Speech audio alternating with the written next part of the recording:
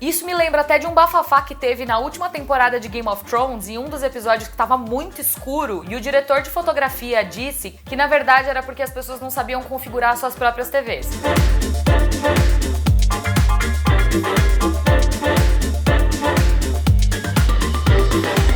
Olá! Eu sou a Aline Diniz e eu vim falar hoje de um assunto que é inusitado. Uns tempos atrás eu tava fazendo uma live de uma dessas que eu tenho feito com o Michel, do Série Maníacos. Que, é claro, foi a única live que eu não salvei, tá? Mas parabéns, Ali. E aí alguém perguntou o que a gente preferia, se eram filmes ou eram séries. Na hora eu comecei a dar uma resposta e dizer um pouco o que eu achava dessa comparação, se era possível comparar, mas aí eu parei de responder, porque na hora eu pensei, isso aqui vai dar um vídeo. E aí, aqui estamos, no vídeo. Eu amo muito os dois meios, eu gosto muito de filmes e eu gosto muito de séries. Eu acho que os dois têm a sua própria beleza, a sua própria maneira de contar histórias. Mas e se eu te dissesse que hoje em dia eu acho que as coisas estão sim começando a se misturar um pouco por aí? É disso que a gente vai falar hoje aqui nesse vídeo, a nova era das séries e a serialização dos filmes. Vamos lá. Antes de chegar onde eu quero chegar, deixa eu contar um pouquinho da história das séries como a gente conhece hoje. As séries que a gente assiste hoje e o formato que ainda passa na televisão hoje em dia. É um modelo bem americano que foi criado, é claro, lá nos Estados Unidos na década de 50. Entre as primeiras séries estão O Cavaleiro Solitário, que era um drama, e I Love Lucy, que era uma comédia. E como elas passavam semanalmente, um episódio por semana, do mesmo jeito que ainda é hoje, elas tinham um negócio que era muito interessante, que é o formato procedural, que é aquele episódio do caso da semana. Então, todo episódio tem um caso da semana, mas se você acompanha a série ao longo da temporada, você consegue ver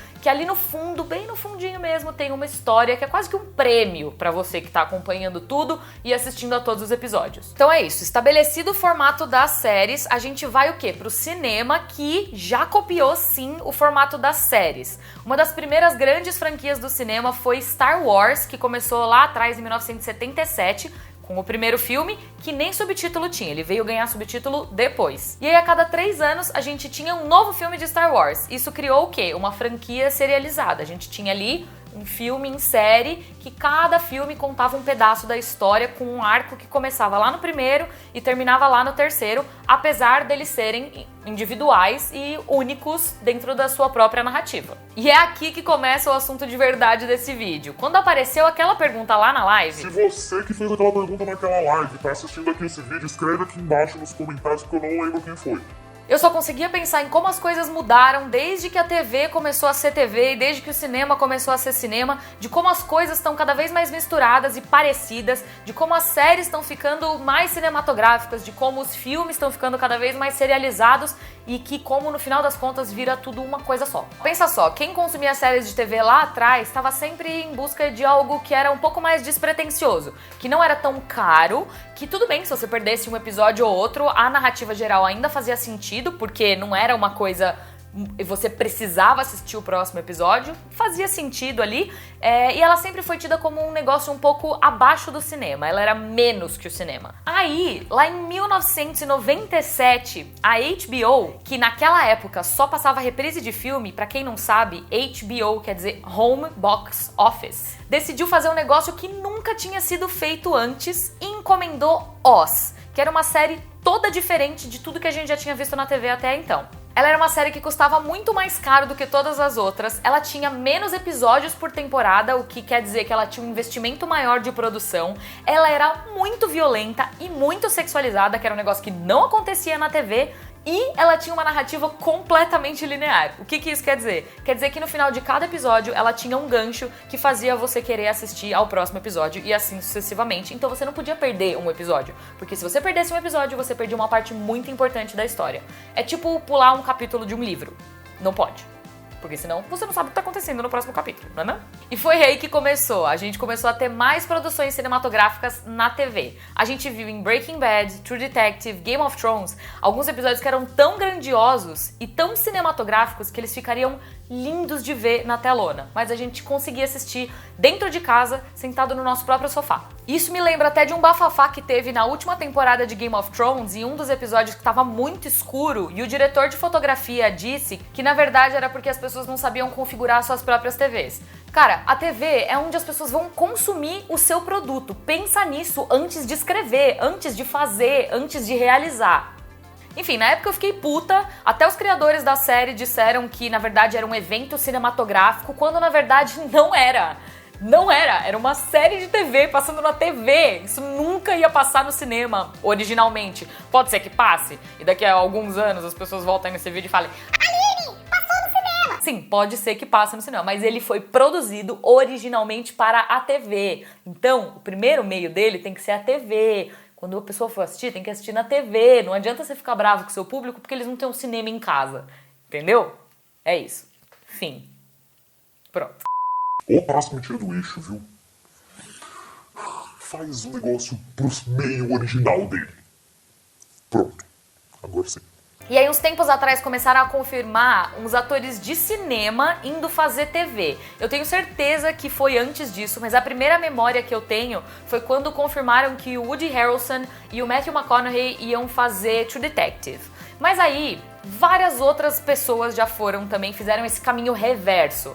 Meryl Streep fez lá Big Little Lies, que também tinha Nicole Kidman, a Reese Witherspoon, que também fez o Morning Show, que também tem a Jennifer Aniston e o Steve Carell, que, se você for lembrar, saiu lá atrás de The Office, porque também queria percorrer uma carreira maior no cinema, né? Vários outros nomes grandes, tem até o Anthony Hopkins em Westworld, nunca imaginei que ele fosse fazer TV.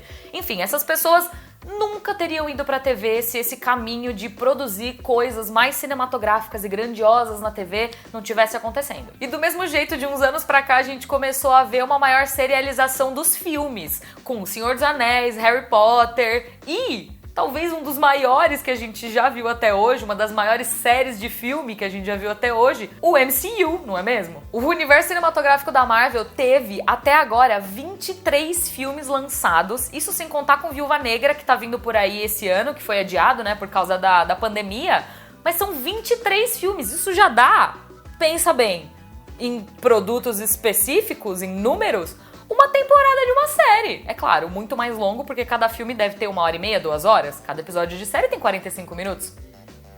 E a gente tem mais de 2 temporadas aí já, ó, só de MCU, só de filme do universo cinematográfico da Marvel. E tudo isso seguindo, é claro, dentro de um mesmo universo, né? Dentro de uma mesma narrativa ali, mais ou menos. Star Wars também vem por aí, com 9 filmes já, 9 filmes que são, de fato, uma mesma história, continuação um do outro, e além disso, tem The Mandalorian, que é a série de TV, tem as séries animadas, tem livros, tem HQs, enfim, tem toda uma gama de meios e de histórias diferentes e de capítulos diferentes dentro dessa mesma grande história que é o universo de Star Wars. Nada mais é como era e tudo acabou virando mais ou menos a mesma coisa, não é mesmo? Tudo isso pra voltar lá no começo do vídeo e perguntar: e aí, o que é melhor, série ou filme?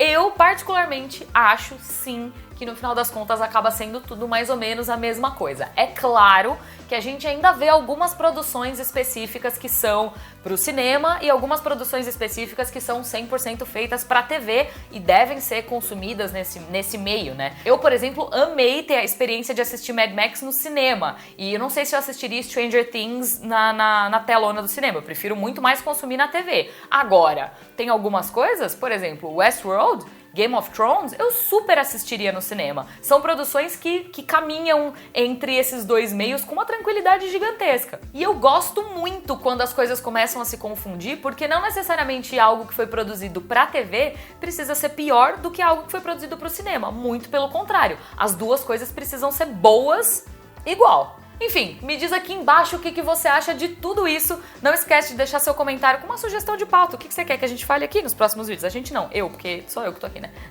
Sozinho, eu e o Sirius que tá deitado ali embaixo. E aí, não esquece também de curtir o vídeo, assinar o canal, clicar no sininho pra receber as notificações. Um beijo, até semana que vem. Tchau!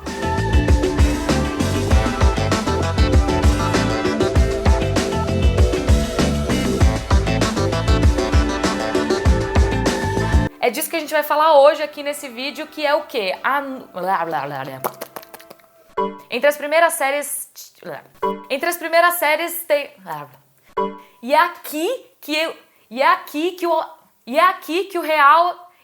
que começa de verdade o assunto desse vídeo. Ó, pensa só, lá atrás, quem assistia séries de TV consumia de uma forma muito... a gente começou a ver a série... E aí também de uns anos pra cá a gente começou a ver a serialização.